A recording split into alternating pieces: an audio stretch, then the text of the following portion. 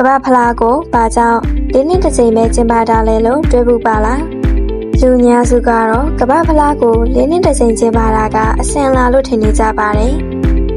အမှန်တကယ်တော့အဒါဟာအရေးကြီးတဲ့အကြောင်းရင်းလေးခုကြောင့်ပါပထမအကြောင်းရင်းကတော့ကမ္ဘာဖလားပြိုင်ပွဲကိုတက်ရောက်ဖို့နိုင်ငံပေါင်း200ကျော်ကအရင်ဆုံးအဆင့်ရွေးပွဲတွေကစားရပါတယ်ဒီအဆင့်ရွေးပွဲတွေကတလားနလားနဲ့ပေးရမဟုတ်ပဲနှစ်နဲ့ချီပြီးကျင်းပရတာပါဒါကြောင့်နှစ်တိုင်းကမ္ဘာဖလားကျင်းပဖို့ဆိုတာလက်တွေ့မှာမဖြစ်နိုင်ပါဘူး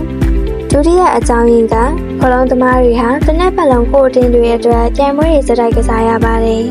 အဲ့ဒီစားမှာကမ္ဘာဖလားကိုနှစ်တိုင်းထည့်ကျင်းပလိုက်ရင်ပင်ပန်းမှုတွေများလာပြီးဒဏ်ရာရနိုင်ခြေလည်းပိုညင်လာမှာပါတတိယအကြောင်းရင်းက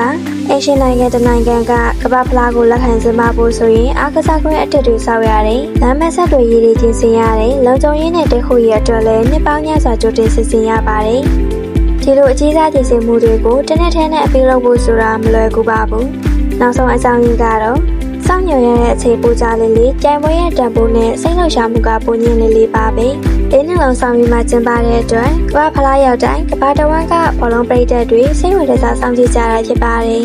။ဒါကြောင့်ကမ္ဘာဖလားကို၄နှစ်တစ်ကြိမ်ကျင်းပတာအစင်အလာတစ်ခုတည်းမဟုတ်ပဲပြိုင်ပွဲရဲ့အရေးအတွေ့ကစားသမားတွေရဲ့အခြေအနေနဲ့ကမ္ဘာတဝန်းကပရိသတ်တွေရဲ့စိတ်လှုပ်ရှားမှုကိုထိန်းသိမ်းထားနိုင်ဖို့ပဲဖြစ်ပါတယ်။